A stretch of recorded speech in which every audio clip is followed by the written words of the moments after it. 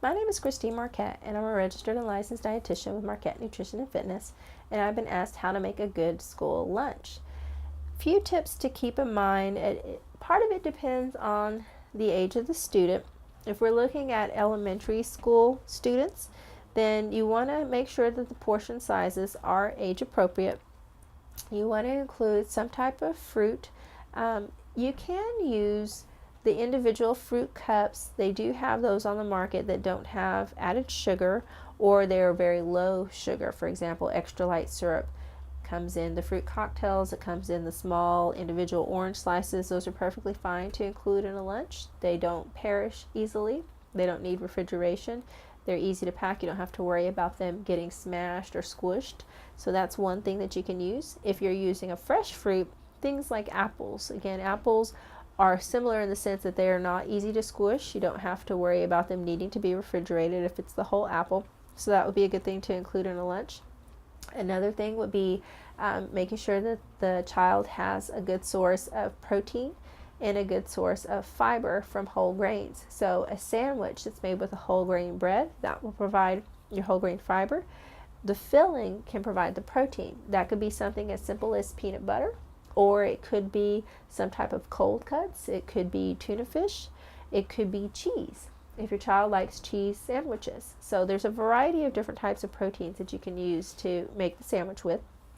If you're choosing something that needs refrigeration, such as cold cuts or cheese, make sure that you do use a cold pack, a little freezer pack, to place in your child's lunch.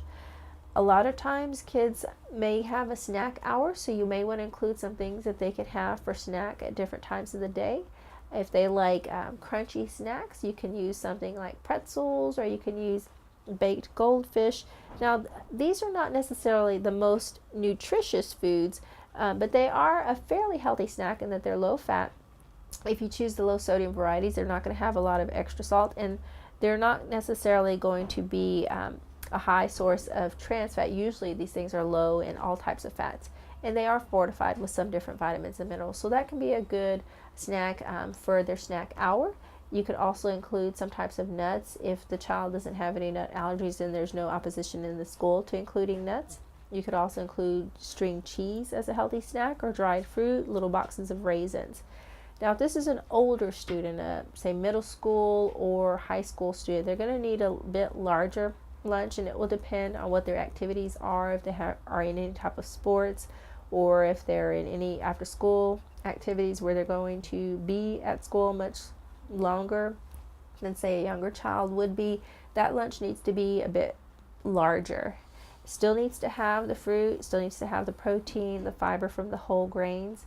You still want to include some type of snack item, but again, the portion sizes would need to be a bit larger. You may want to include some items such as yogurt for some additional calcium, a little bit of additional protein.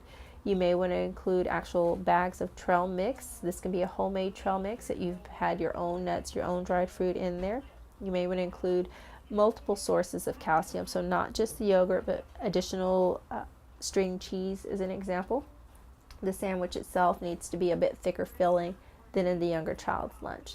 So those are just a few things to keep in mind in packing a good school lunch.